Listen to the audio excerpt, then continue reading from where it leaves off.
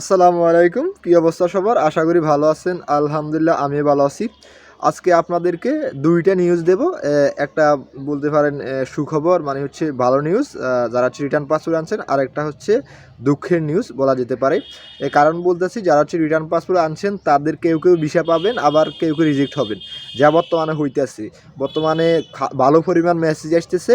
কেউ হচ্ছে রিজেক্ট হইতে আসছে, কেউ হচ্ছে ভিসা পাবে এরকম মেসেজ আসতেছে। ভিসা পাবে তারা কীভাবে বলতেছি এটা আপনাদেরকে খুলে বলি। যাদের হচ্ছে বিএফএস গ্লোবালে হচ্ছে পুনরায় পাসপোর্ট জমা দিতে বলে তারা ভিসা 100% শিওর, আর যাদেরকে রেডি ফর কালেকশন দেখাই তারা হচ্ছে ভিসা পাবে না, এটা 100% শিওর। তো এই দুইটা বিষয় নিয়ে আলোচনা করব। পাশাপাশি থাকছে আপনার রিটার্ন স্ক্যান কপি আপনাদের কবে নাগাদ জমা নিতে পারে, অ্যান্ড পাশাপাশি হচ্ছে আপনাদের অ্যাপয়েন্টমেন্ট যারা পাইতেছেন না তারা কবে নাগাদ অ্যাপয়েন্টমেন্ট পাইতে পারেন, অ্যান্ড পাশাপাশি কিছু পরিমাণ অ্যাপয়েন্টমেন্ট দিতেছি। এটা হয়তো আপনারা জানেন না, এটা আমরা যারা হচ্ছে ভিডিও বানাই আমাদেরকে অনেকে মেসেজ দেয়, আমরা এটা জানতে পারি অ্যান্ড প্রমাণ সহকারে জানতে পারি। কিছু অ্যাপয়েন্টমেন্টের প্রমাণ আমি দিয়েছি, অ্যান্ড হচ্ছে আর প্রমাণ দেওয়া আমি মনে করি না দিতে হবে, কারণ হচ্ছে একটা বিষয় নিয়ে কয় টাইপের ভিডিও বানানো যায়। তো এর আগের প্রত্যেকটা ভিডিওতে আমি বলছি যে অ্যাপয়েন্টমেন্ট যে পাইছে ওইটা নিয়ে, অ্যান্ড হচ্ছে আপনাদেরকে বলছি যে এর আগের ভিডিওতে আমি দেখাইছি। তো এখন মূল আলোচনায় আসি।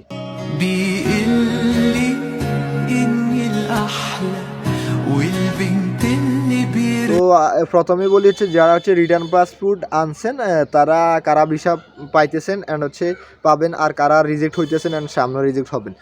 এই দুইটা বিষয় প্রথম হচ্ছে ক্লিয়ার করি। তো যদি লাস্ট এক সপ্তাহের কথা ধরি, এক সপ্তাহের মধ্যে টানা 4 দিন ভালো পরিমাণ হচ্ছে মানুষের মেসেজ আসছে তাদের পাসপোর্ট বিএফএস গ্লোবালে জমা দেওয়ার জন্য। মানে হচ্ছে তারা ভিসা পাবে 100% শিওর। তাদেরকে ওইখানে লেখা হচ্ছে আপনাদের ভিসা রেডি, আপনারা পাসপোর্টটা বিএফএস গ্লোবালে জমা দেন। তো প্রচুর পরিমাণ মানুষ হচ্ছে পাসপোর্ট জমা দিছে, অ্যান্ড হচ্ছে আবার কিছু আগে যারা জমা দিয়েছিল তারা ভিসাও পাইছে। আপনারা বিভিন্ন গ্রুপে যদি দেখেন দেখতে পাচ্ছেন, এটা হচ্ছে যারা ভিডিও করছে ছবি তুলছে তারা, এর ভিতরে আরও অনেকেই ভিসা পাইছে, যা মোটামুটি মেসেজ আসছে। তারপরে হচ্ছে এখন বর্তমানে আবার মেসেজ আসতেছে ভালো পরিমাণ পাসপোর্ট জমা দেওয়ার জন্য।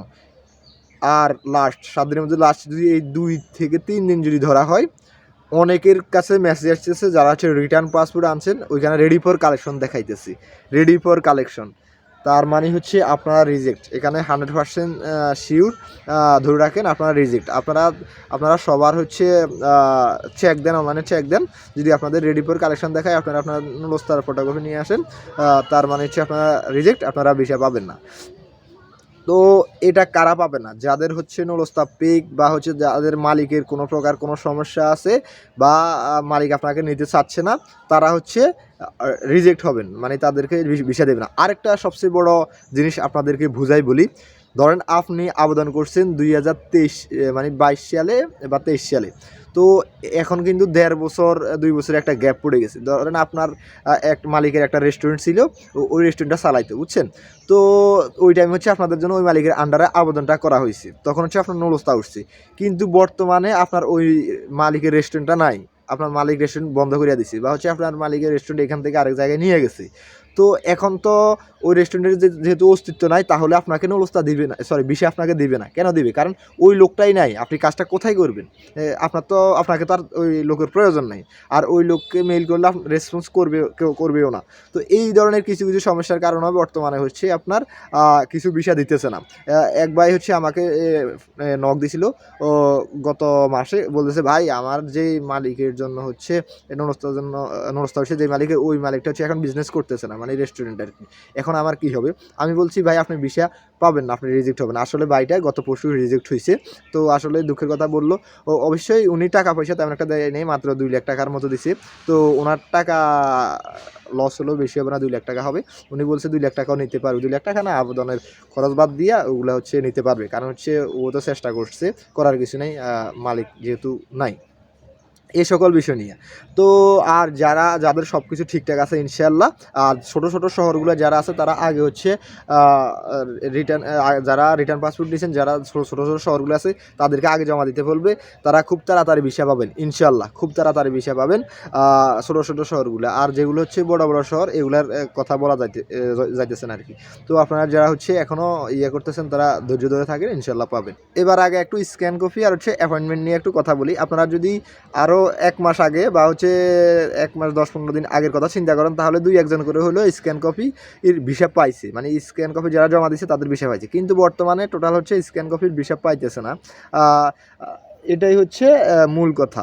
তো আপনার কেন পাইতেছে না এটা বলতেছি, যেহেতু হচ্ছে রিটার্ন পাসপোর্ট এই 1 মাস 1.5 মাস যাবৎ প্রচুর রিটার্ন পাসপোর্ট দিছে, তো এগুলার সমাধান তারা খুব তাড়াতাড়ি করে বলছে। কিন্তু এখন আপনারা দেখতে পাইতেছেন প্রচুর হচ্ছে রিটার্ন পাসপোর্টে রেডি ফর কালেকশন লেখা আসতেছে, অ্যান্ড হচ্ছে আপনার পাশাপাশি একটা পাসপোর্ট পুনরায় বিএফএস গ্লোবাল জমা দিতে বলছি।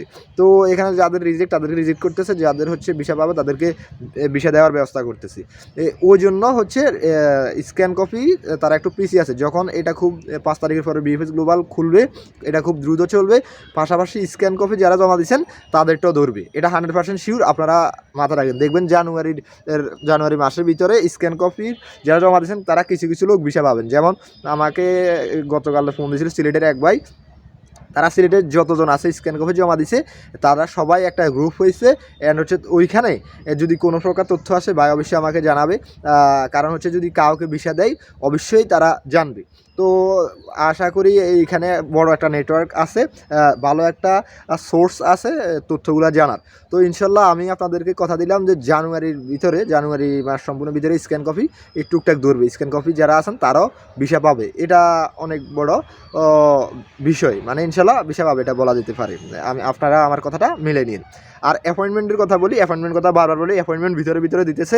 বিশেষ করে যারা হচ্ছে আগে অ্যাপয়েন্টমেন্ট স্লট পাইছে কিন্তু জমা দিতে পারে নাই তাদেরকে অ্যাপয়েন্টমেন্ট দিতেছে। পাশাপাশি যারা নতুন আছেন এই স্লটগুলা শেষ হওয়ার সময় আসলে, মানে শেষ হওয়ার দিকে হলে নতুনদেরকে দিবে। পাশাপাশি নতুনরাও পাইতেছে, এটার সংখ্যা খুবই কম। অ্যান্ড যারা পুরাতন তারাও খুবই কম সংখ্যা পাইতেছে। যদি আপনারা কিছুদিন আগে একটা ভাই সরাসরি বিএফএস গ্লোবালে ফোন দিয়েছিল, ওই কল রেকর্ডটা শুনেন, আপনারা পুরোপুরি ক্লিয়ার হয়ে যাবেন। ওইখান থেকে সরাসরি বলতেছে এখনও তারা দিতেছে পরিমাণে একটু কম। দৈনিক 5 জন 10 জন যাদেরকে হচ্ছে কন্ট্রোল করছে তাদেরকে কলের মাধ্যমে জানিয়ে দেওয়া হচ্ছে, আবার কারো হচ্ছে মেলের মাধ্যমে জানিয়ে দেওয়া হচ্ছে। তার মানে আপনারা বুঝতে পারছেন যে যারা রিটার্ন পাসপোর্ট নিছেন তাদেরকে ভিসা দিতেছে, আর যারা রিজেক্ট হওয়ার তাদেরকে রিজেক্ট করতেছে। আবার হচ্ছে অ্যাপয়েন্টমেন্ট টুকটাক দিতেছে। এখন হচ্ছে স্ক্যান কপি আপাতত ভিসা হচ্ছে না, ইনশাআল্লাহ সামনের দিকে হবে। জানুয়ারি মাসে কী পরিমাণ যে কাজ চলবে এটা বলার বাইরে। আপনারা যদি দেখেন খুব দ্রুত কাজ আগাবে। আপনারা যদি জানেন বর্তমানে বিএফএস গ্লোবাল অফ আছে, মানে হচ্ছে ভিসা দেওয়া অ্যান্ড হচ্ছে আপনার জমা নেওয়ার ক্ষেত্রে, কিন্তু তারপরও আপনারা দেখতেছেন প্রচুর ভিসা হইতেছে অ্যান্ড হচ্ছে ম্যাচ তো আসতেইছে।